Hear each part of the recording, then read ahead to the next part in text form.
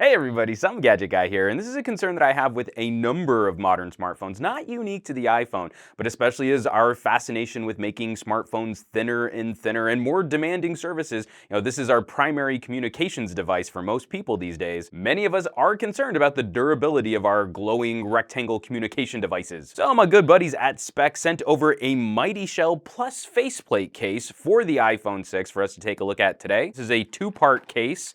Nice rubbery plastic shell that's going to go on the back of the iPhone. And it also comes with this protective screen unit right here, which is going to keep our glass looking nice and pretty. Some microfiber cloth, that's very nice.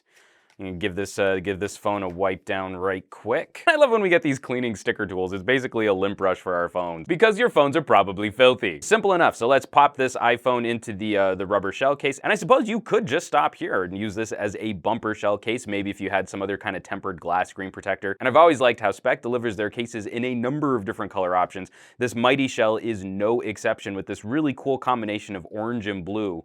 These blue accents running along the outside. This orange backplate is really sharp looking, and I like these little crossover elements right here, which makes it look like the case is latched together. Walking around the case, we've got a nice little cutout here for the camera.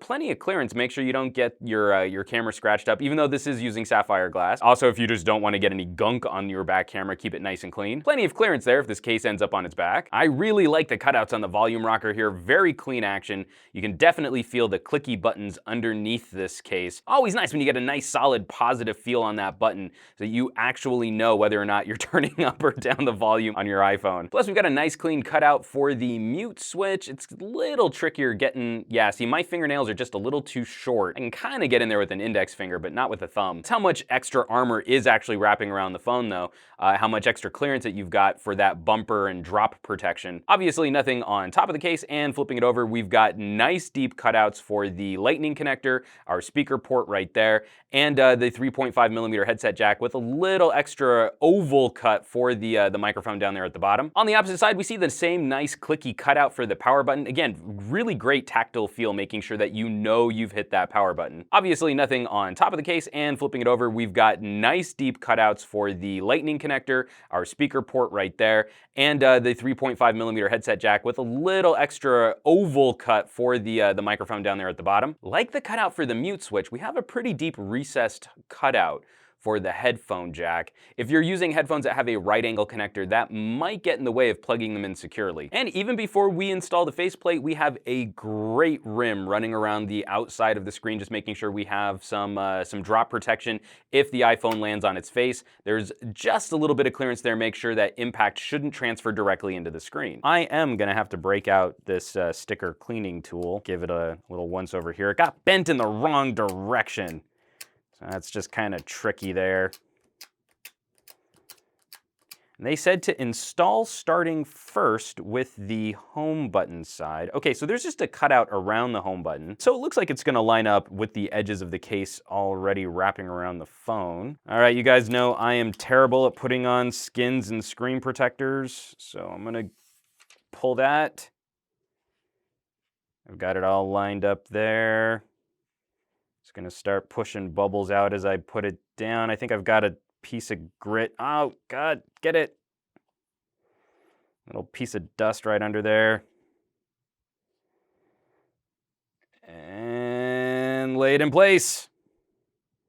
Yeah, I got fingerprints on the underside of the screen guard, so that's gonna look a little janky. This is the completed MightyShell with the adhesive faceplate. I got a little gunk under the screen right there. I'm not super happy with my application, but that was pretty easy, especially as this isn't just a flimsy piece of plastic. These rails right here actually do a very good job of not only helping you to line up the screen guard on the front of the case, but then also keeping things from flopping over. I have really bad luck of getting my screen protectors and then having them stick to themselves or stick to something else, or being just sort of slightly askewed. So this process of putting on the bumper case first and then slapping on the screen guard based on these cutouts actually works really well. Of course, if I do have a criticism with this solution, if you're the type of person who likes to change their cases out a lot, first of all, it is kind of tricky to get this bumper case popped out. And of course, once you pop it out of the bumper case, you still have the faceplate to contend with. And this isn't the type of setup that you're going to be wanting to swap very often. So this is definitely going to be one for those people. This is a case solution that you're going to want to wear near semi-permanently, or you're just not going to be overly concerned with the price or cost associated with peeling this thing off, maybe giving it a rinse, sort of sticking it back on. Now, according to Speck, the longer that you leave this faceplate on there, the more that adhesive is going to do a better job of protecting the screen, but it's also going to stick on there even just a little bit more securely over time. And I don't know that I love the look of the iPhone with just the faceplate attached, so I'm gonna pop it back in this bumper shell here. Now, obviously, this won't be a water-resistant case. All of these ports are exposed, so the cutout for the camera, the speaker, lightning connector down at the bottom, but this, according to Speck, is going to give you 2 times military drop test standard extra super slim, tough, rugged protection and shatteredness with radial impact geometry, which all of those words put together means that your iPhone should have a slightly higher degree of survivability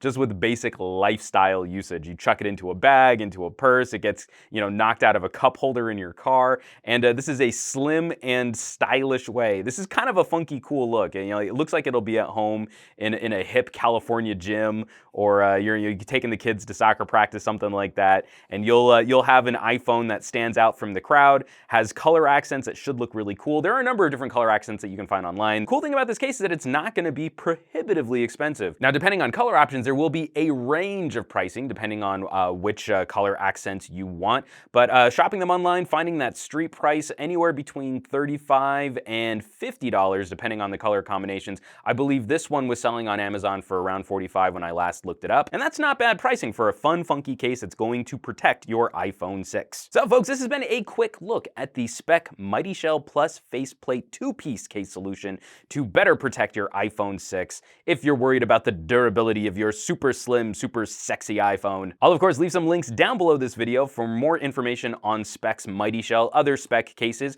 where you can shop these puppies online. As always folks, thanks so much for watching. Be sure to hit subscribe for more videos and reviews like these, and I would not be able to continue producing on this channel if you all weren't out there sharing my videos with your family, friends on social sites like Facebook and Reddit and Twitter and Google+. So keep bringing more cool people to the party. Hit that thumbs up button, and I will catch you all on the next review.